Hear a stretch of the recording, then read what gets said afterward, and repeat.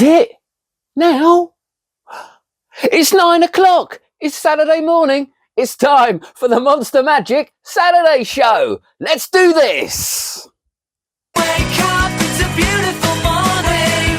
Feel the sun shining for your eyes. Woohoo! Good morning. Oh, it's Saturday again. I have had a blinding week, not least because I did my first ever lecture down for the Associated Wizards of the South, which is a lovely magic society down in Southampton.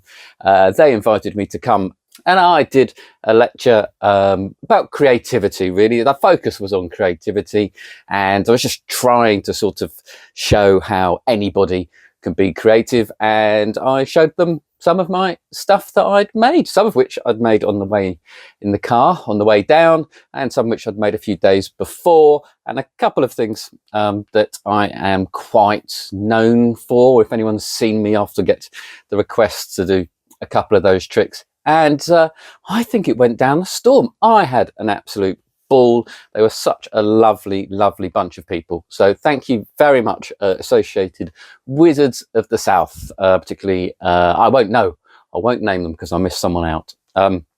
Right, so without further ado though, this is a magic review show of a sort, and there is one trick that is proving quite popular to be discussed, and that is Write-Thru by Danny Weiser and Bizzaro. This is the pen through anything, another version of pen through anything. Pen through anything has been around for donkey's years in many incarnations. John Cornelius was probably the one to first really popularize it, and he has a brilliant John Cornelius Perfect Pen, I believe it's called, which is absolutely brilliant. This is a new take on it. It's got a couple of extra little twists, couple of convincers, which may or may not convince you to buy it or to go for the John Cornelius version. There are, in fact, even cheaper versions out there now. Poor John Cornelius got well and truly knocked off with this idea. Right, so I can't show you exactly what's in the box for obvious reasons because there are gimmicks involved, but you get this pen, and you get this pen, and one of these is gimmicked, but they are identical, which is important because you may want to switch them out. So the idea is simply that you can take this pen, have someone write on a banknote or a piece of paper, receipt, a lottery ticket, anything that you like.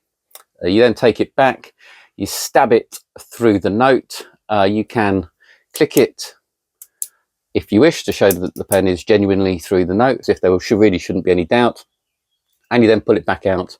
The note is absolutely fine, there's no hole, and then if you like to, you could probably hand this pen out. Not this one.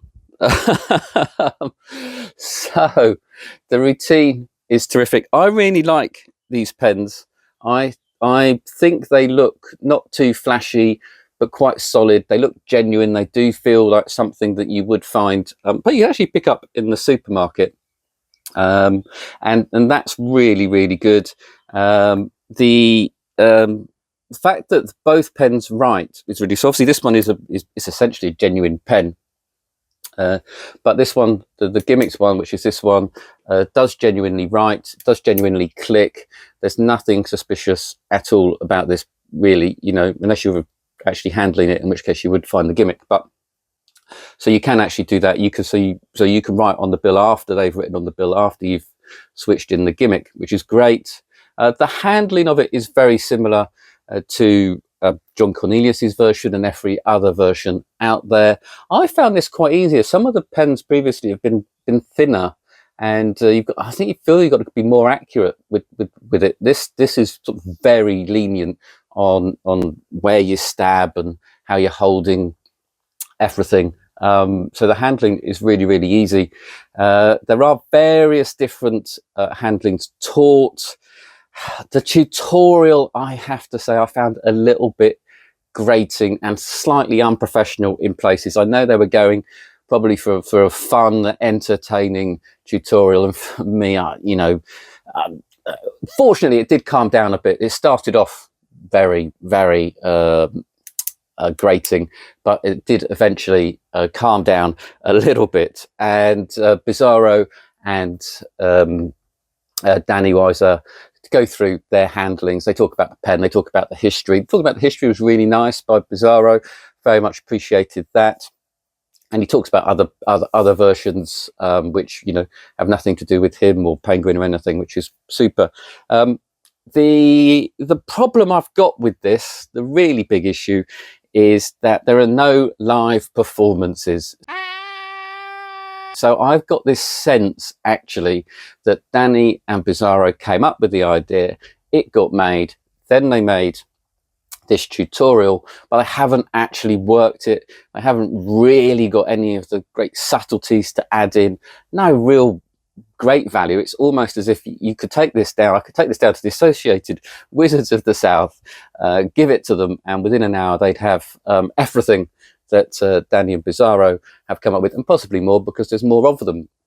So I'm slightly disappointed by the tutorial. The star of all of this seems to me to be Javier from Murphy's. Can't pronounce his surname for love nor money, who does a blinding job of his explanations and his handlings. And for me, his little snippets really are great value.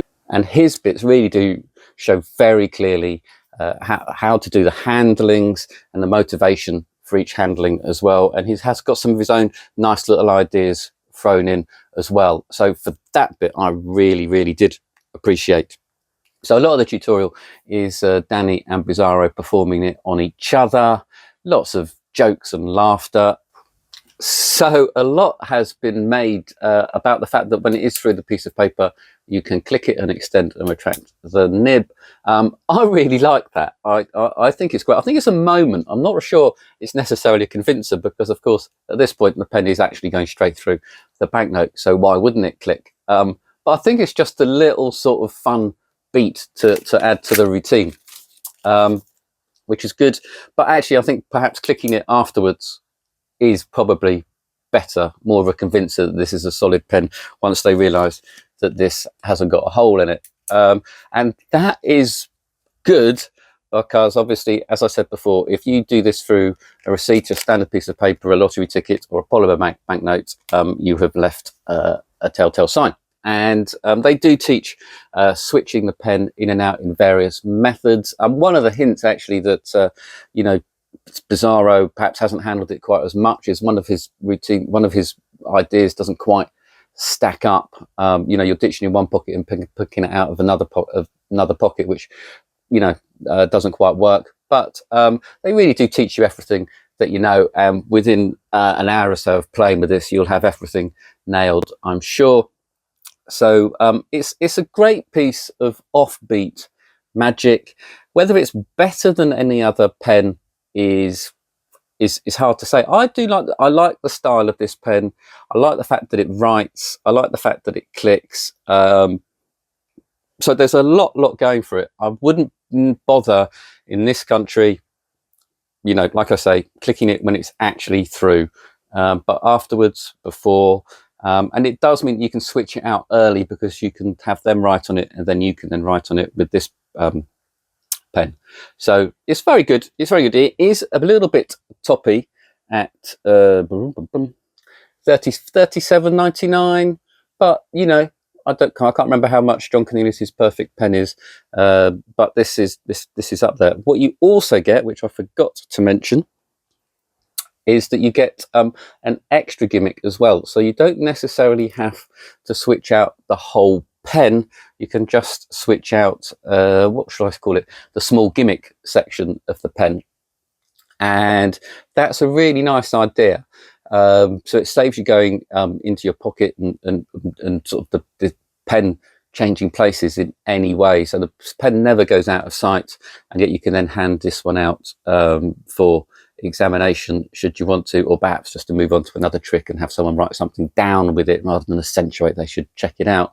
And that is a really nice addition. Again, I think Javier has probably got the best take on that, and it's nice. It's a good idea, and it's well worth being included, and that probably does add to the price. So you are getting more in this little package than just a pen and an identical pen.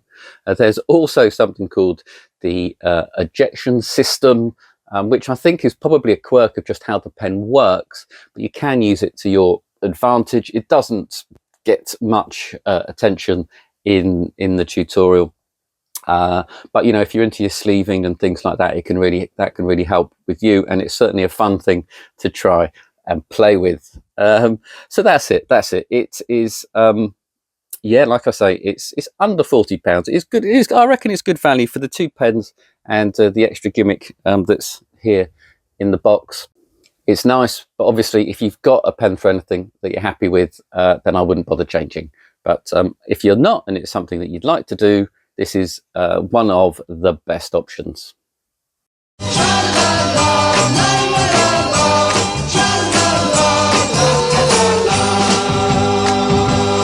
And back for the second week in a row, it's Dan Harlan. This time it's Cryptic Cookie.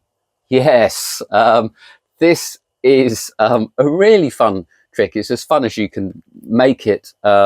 Essentially, it's a card reveal. What happens is a box of fortune cookies are shown. A range of spectators can each choose one of the cookies, and some of the fortunes are read out for everybody's amusement. And then a card is selected, and then the person who selected the card, their fortune is read, and it makes no sense at all and doesn't relate to the card. But if you fold the piece of paper, the fortune, a little bit into some sort of concertina, it reveals the selected card.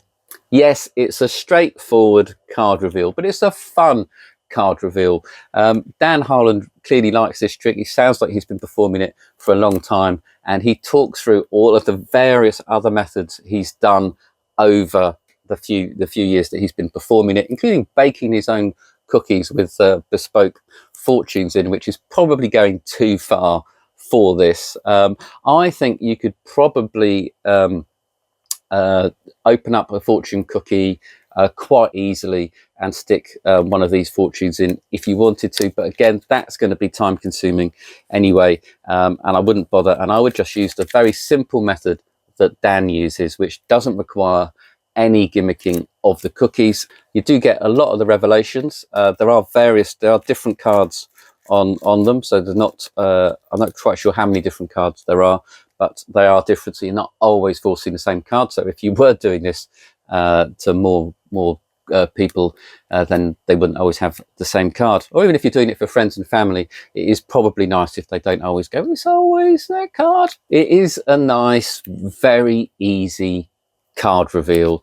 There's not much meat to the project, but then there doesn't need to be too much going on, really. You get to a very simple, great card force. The actual ringing in of the fortune is very easy. It's all covered. Penguin are very good at doing their explanations, so it is good. It's $18.99. It's a lot of fun. As much fun as you make it. You can probably even print out your own fortunes if you really wanted to, if you wanted to make them funnier or work. Dan Harlan talks about a little game where at the end of the fortune you say in bed, which I suppose makes the fortunes supposedly funnier. It's a nice fun routine. The card reveal is strong. It doesn't take a long time to set up. It is easy to do. You just need the opportunity. So if you do have fortune cookies, if you have people coming around your house, it is ideal. If you're going to a Chinese restaurant, then it's ideal, because you don't need to worry too much about having done anything to the cookies. So the cookies that come at the end of your meal will be absolutely fine to use. You just got to take the gimmick with you. So it is quite versatile from that point of view, perhaps. But there you go. It's only $18.99, and it is Cryptic Cookie by Dan Harlan.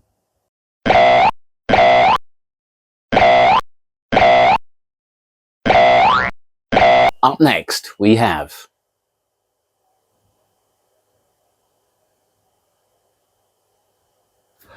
Merge by Paul Romhany. Yes, this is Paul Romhany's version of the linking fingerings. The linking fingerings is normally done on stage. I first really experienced it. I'd read it before, but I experienced it when Nick Einhorn did it at an international magic convention, and it blew people away. And it used to be a staple of a lot of stage magicians' repertoire. Seems to have faded out of popularity now. It was often quite fiddly. It had some quite bold moves in it, and this is Paul's close-up version, and it is brilliant. It is very clever. If you're not sure of the effect, what happens is Paul shows his fingering and has that examined, and he has a fingering from 2 other spectators, so he ends up with 3 fingerings, one of which is his, and then he links them all together into a chain. He actually puts them into someone's hand, and the linking happens within their hands. He then pulls them out, and he then unlinks them, and everything can be examined. What I do like about this is how motivated every move is, how clean every move is. I was really surprised. Everything just seems to fit together really well, so that you're not doing anything fishy. There's no big moves. Nothing looks awkward. Nothing looks like you're playing with the rings too much. Often when I've seen this performed, there's a lot of sort of fiddling around. There's, you know, a lot of manipulating everything so it's all in exactly the right place, and everything's aligned and so on. The method for this gets everything aligned neatly in place. You're pretty much done before they think anything is happened. You're so far ahead with the linking. It is great, and it just looks like you've just popped 3 rings onto your finger to display them. It's great, absolutely great. The angles are also surprisingly good, and Paul shows some really nice displays. He's well aware. You can tell that Paul's performed this a lot and in various different circumstances. And you know, this is amazingly a linking fingering trick that you'll be doing many times a night instead of just the once on stage. And he shows some really good, clean, fair displays of the rings when they're unlinked, even though everything is set up ready to go. It's absolutely brilliant. Angle wise, you really shouldn't have any issues, even in a walk around crowded environment. This really is a working version of the linking fingerings close up, which I never thought I'd say. And in the tutorial, which is sort of 40 minutes long, the best part of 40 minutes, he runs through various different ways of the linking and the unlinking, depending on which you prefer. He also talks about Alan Robinson's smoke, which I don't think is available now, but he uses that for the moment of magic. But this is an ideal trick to tie in with your smoke device. Let me show you what you get. These are the rings. One of these is gimmicked, one of these isn't. So you can have the ungimmicked one clearly inspected beforehand, and Paul obviously runs through exactly how to do all of that. As with all Himba rings, really, you either have one that's got like this massive signet on it, which is a bit like David Regal's, or they've got markings on it and engravings and so on. I don't wear a ring at all, and I've never really found a Himba ring that I've liked the look of as a piece of jewelry. But it doesn't matter, because essentially it is a ring, and it's not completely unfashionable, I don't think. I'm not the best person to ask about that. And also, because it can be examined beforehand, they're well aware that there is no gaps, holes, shenanigans, trapdoors, mirrors, all of that stuff within it. So, you know, and also the magic happens in their hands as well. So it does feel absolutely fine. So it isn't the most attractive ring in the world, but it is very well disguised. And even the gimmicked one, you'd be very hard to find any issue with at all. Very well disguised, and you do really want to be doing it with this specific Himba ring for various reasons that Paul goes into that do make a lot of sense. I really like it. It comes with a book as well as online instructions, so don't worry. Like I say, there is a 40-minute tutorial where he, from various angles, repeatedly goes through how to do all of the moves. So you really, really will get this down. And this is nice. This is a really nice book. It does run through, it's got diagrams of how to do it. So if you wanted to refresh yourself on the routine, it's ideal. It also talks about the history of the routine, how Paul came up with it, and so on.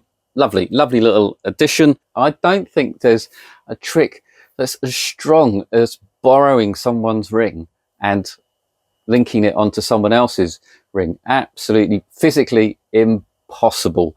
Obviously, what is great too, as I've just reminded myself, because it's a finger ring, you've got a myriad of choices of other fingering routines to do before. If you're going to do, you know, a ring on string, anything like that, this is the brilliant closer to it. It's only $45.99, which for two good rings and everything else, including Paul's work on it, is just an amazing value. Next up, it's Poker Face by Bill Abbott. I first heard of Poker Face from his Cabaret Card Magic pamphlet. This is an updated version of it, and basically what you get in here is a very special deck of bicycle cards. The trick is terrific. It is a tossed out deck, essentially, apart from it's done on stage, which is one of my preferred ways of doing it, especially if I'm doing it with a deck of cards rather than some other object. So you bring up 5 people onto the stage. They each peek into the deck and select a card. They commit that card to memory.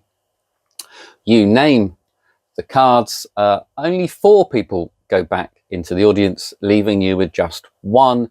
So you do something a little bit different, and you then reveal his card directly for him. It is a brilliantly powerful routine, and it's very, very easy to do. The deck does all of the work for you. Bill talks about how you can hand the deck out afterwards and give it to the spectator, which is brilliant. So that you come away with the idea that it is a genuinely normal deck of cards. The deck is very cleverly gimmicked so that you always end up with just 1 person at the end left standing and 4 people going back. So it's not your standard tossed out deck. It's specially printed, and it is genius in its simplicity and its power. Bill teaches a little sort of switch at the end, which means you can hand the deck out and let them keep it after the effect, which, as he points out, is a brilliant way of convincing everyone that it was all done with a normal deck. He also takes it out from a sealed packet at the start to make it seem like it's a genuine deck of cards as well. And Bill, I think, loves the idea that he's not a big fan of having people shuffle and handle cards and inspect cards and show them. For him, that is all just a little bit of dead time. And if you can prove, you know, in a slightly more psychological way that it's a genuine deck of cards without wasting everybody's time with displays, then that's how you should do it. And that's the way Bill does it, is by giving away, opening it freshly from cellophane, and then handing it out at the end is a very clever way of doing it. One of the best things about this project is if you just watch Bill do his performances. So the performance is full of jokes, it's full of great extra material to make this routine really, really entertaining. But his stagecraft is perfection. And if you just watch how he positions people, how he positions himself, and how he turns and addresses the audience all of the time, you'll learn so much about how to understand where you are on the stage, what people can see, and how to get an effect across, and how to keep yourself in focus, and you'll keep everyone's attention. That is something, if you watch him perform this routine, don't just go, okay, that's that move, that's how he's done it. Watch where he is, and how he's standing, how he's addressing the people and the audience at the same time, without having to turn his head, without turning his back to the audience and stuff like that, which when you're asking people to choose from a card, it's very easy often to turn away from the audience, and you can sometimes lose a lot of engagement if you do that. Bill is brilliant at his stagecraft, and it is a super fun routine. It's called Poker Face because that is the premise that Bill puts on it, and there are some nice little lines about that, and it is really entertaining. It sort of lifts the tossed out deck from a straightforward mentalism routine, and gives it a very fun twist. Having people on stage is a great way of filling a stage as well. If you haven't got lots of big props, having more people on stage is great. I love having people on stage. There's a lot of fun you can have with them, and also people are always interested if that's what someone does and things like that. And Bill has a lot of interaction with his volunteers, and it's great to watch and it's great to learn. For $24.99, you are getting a stage filling effect from just one cleverly gimmicked deck of cards, plus a masterclass on performance by Bill Abbott. It's brilliant. Like I say, it was in his Cabaret Card Magic booklet, but it's different. That was an ordinary deck of cards. This is a gimmick deck of cards, which means that you have one person left on stage, which adds an extra kicker to the routine. I think it's one of the best stage card magic things to come out in a long time because of its simplicity, and also just how it just it's so easy that it lets you have a lot of fun yourself without having to worry too much about what's going on. No real manipulation involved, no real skill involved. Bit of a bold deck switch at the end, but the trick's over at that point, so people are relaxed and certainly aren't burning you in any way. It's terrific. It's $24.99.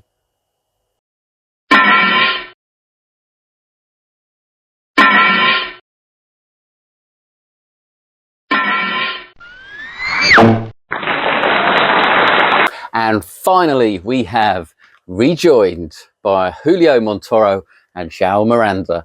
Yes, this isn't new either, but it's new to Monster. And I saw this as I was going through what I was going to get in for the shop, and it just reminded me. And this is an amazing, I suppose it's a signed, torn and restored card trick that came out quite a few years ago. You have a card selected, your participant signs one end of the card, you sign the other end, you tear it in half, and then you rejoin it together, but by the ends rather than the torn middles, giving them an impossible object to take away. Julio runs through the handling, having the card selected, how to have the card signed, etc. The gimmick is very, very simple. It's a very clever idea. So you get a fair wedge of the gimmicks, and you get different cards as well. So it's not always the same card that you're doing it with, which is obviously great because you'll be doing this quite a lot in your walk around set, I'm sure. You just need to add the gimmick to your deck, and you're pretty much good to go with some basic, very, very basic card skills and a Sharpie. Julio runs through a couple of different handlings. There's not that much variation in them. It really does just depend on your preference and your style. But there's nothing really to be scared of. With a lot of torn and restored, there's a lot of sort of manipulation of the corners. There's a lot of folding backwards and forwards. With this, not at all. The one drawback is that it is $42.99, but for that $42.99 you get to give your spectators an impossible object to take away, and it is easy to do. It is well within the grasp of anybody. I really, really like it, and that is Rejoined by Julio Montoro and João Miranda.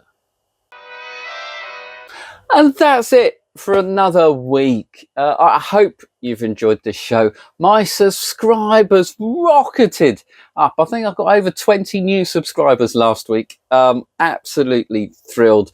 But I am now, I'm on the cusp.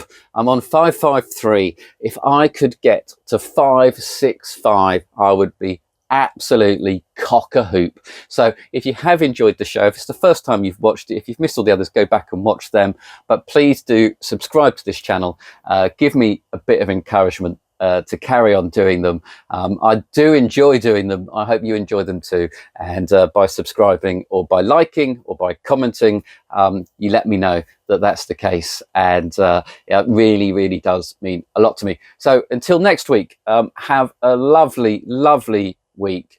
Do get out there, do some magic, do perform for some people, and have a lot of fun with probably the best hobby in the world. Thank you.